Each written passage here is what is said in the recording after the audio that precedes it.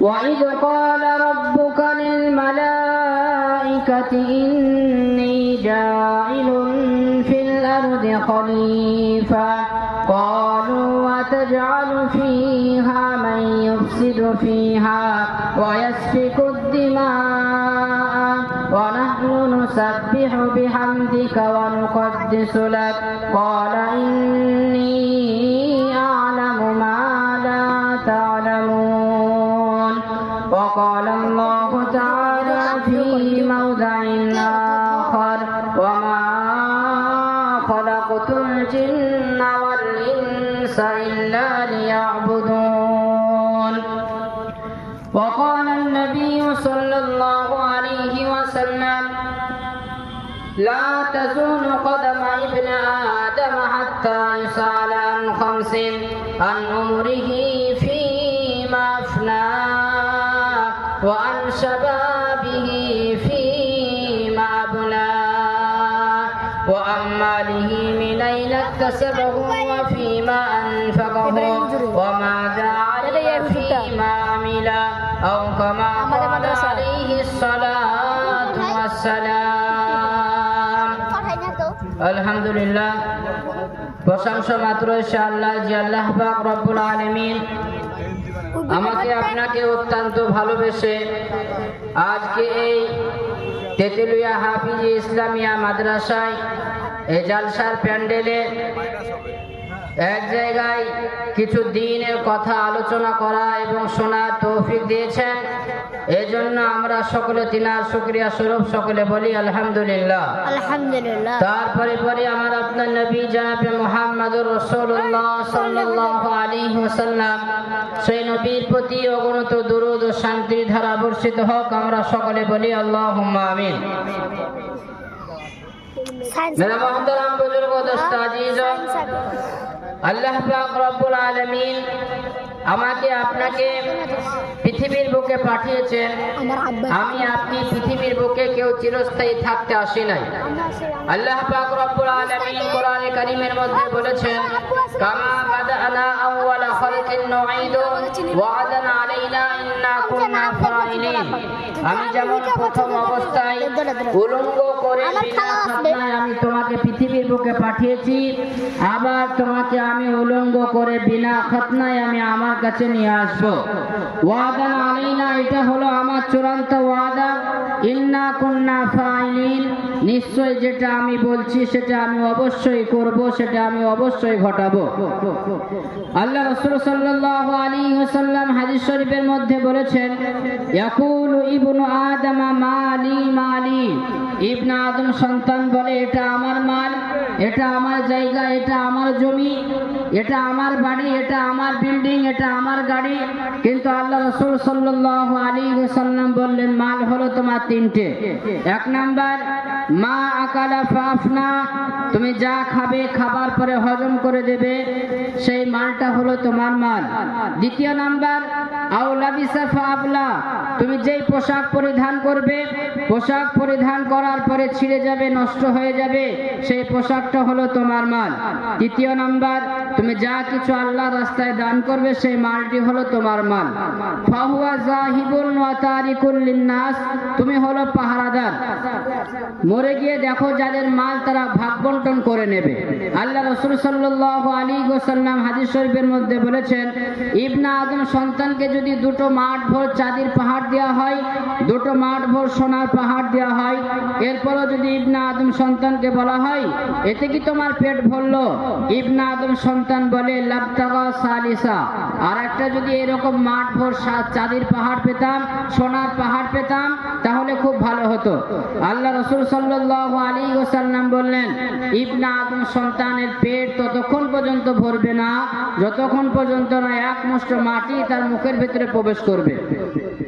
আল্লাহ রাসূল আল্লাহ পাক রব্বুল আলামিন কোরআনে পাকের মধ্যে বলেছেন যে লিয়াবলুয়াকুম আইয়ুকুম আহসানু আমালা, আমি তোমাদেরকে পৃথিবীর বুকে পরীক্ষা করার জন্য পাঠিয়েছি কে কত ভালো আমল করতে পারো।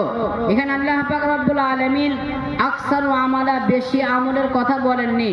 এখানে আল্লাহ পাক রব্বুল আলামিন বলেছেন আহসানু আমালা, সুন্দর আমল, ভালো আমল।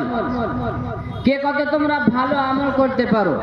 মিশকাত শরীফে হাদিস কিতাবুল জিহাদ বলে একটি অধ্যায়, সে অধ্যায় থেকে হাদিস, আল্লাহ রাসূল সাল্লাল্লাহু আলাইহি ওয়াসাল্লাম বাড়ি থেকে বের হলেন, একজন মৃত ব্যক্তির জানাজার নামাজ পড়াবেন বলে বের হলেন।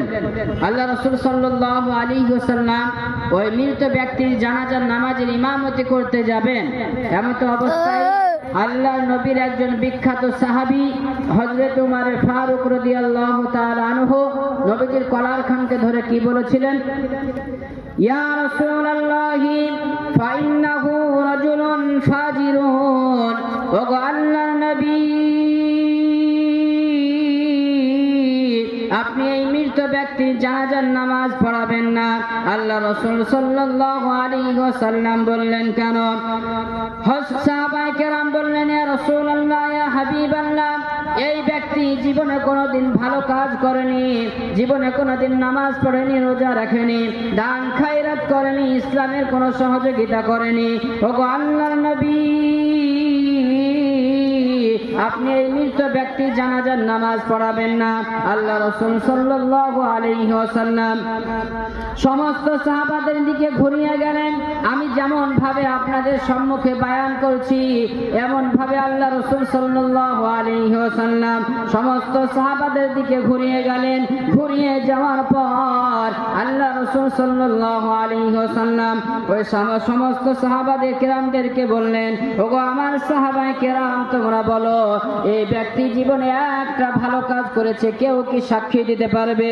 একজন সাহাবী বললেন, ইয়া রাসূলুল্লাহ, ইয়া হাবিবাল্লাহ, হ্যাঁ রাসূল, আমি সাক্ষী দিব নবী, এই ব্যক্তি জীবনে একটা ভালো কাজ করেছে। সেই ভালো কাজটা কি? সাহাবী বললেন, ইয়া রাসূলুল্লাহ, ইয়া হাবিবাল্লাহ, একটা জিহাদকারীর দল, একটা জামাতের দল রাস্তা দিয়ে হেঁটে হেঁটে যাচ্ছিল। যেতে যেতে এক জায়গায় সন্ধ্যা লেগে গেল, সাজ হয়ে গেল। সেই দিন এই মৃত ব্যক্তি বলেছিল, ওগো আমার সাথী ভাইরা, তোমরা এখানে একটা তাবু স্থাপন করে দাও আর তোমরা ঘুমিয়ে যাও। তোমাদের মালগুলো আমি সারা রাত নাইট গার্ডের মতন আমি পাহারা দেব, তোমরা এখানে ঘুমিয়ে যাও। তোমাদের মালগুলো আমি সারা রাত জেগে জেগে আমি পাহারা দেব। ওগো আল্লাহর নবী সেই দিন এই মৃত ব্যক্তিকে কাজটা করতে দেখেছি।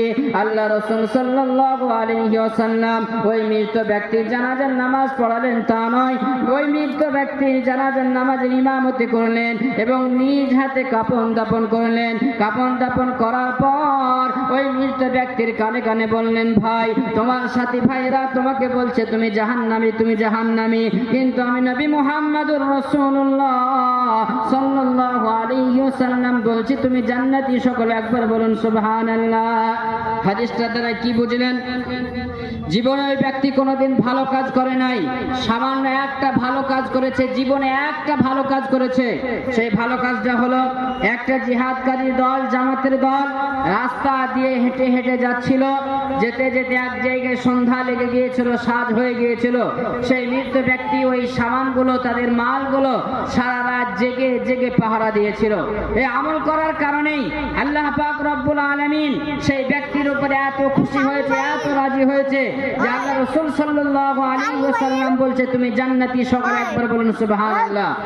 আজকে যারা আমরা এই তেতুলিয়া হাফিজিয়া ইসলামিয়া মাদ্রাসায় যারা জালসা দিয়েছি, আজকে যারা আমরা জালসায় প্যান্ডেলে বসা বাদ দিয়ে আমরা মেলাতে আমরা ঘোরাফেরা করছি, যারা আমরা মেলাতে আমরা ঘোরাফেরা করছি, আমি তাদেরকে বলবো, বাপ, এই জালসার প্যান্ডেলে আমি আপনি যদি বসি আর এই বসে থাকাটা যদি আমার আপনার এই নিয়ত হয় যে আলেম ওলামা যে কথাগুলো বলবে, বলার পরে শুনবো, শোনার পরে আমল করার চেষ্টা করব, খোদার কসম করে বলছি, আল্লাহর কসম করে বলছি, এই বসে থাকার কারণেই আল্লাহ পাক রব্বুল আলামিন আপনাকে নাজাত দেবেন। সকলে বলি সুবহানাল্লাহ।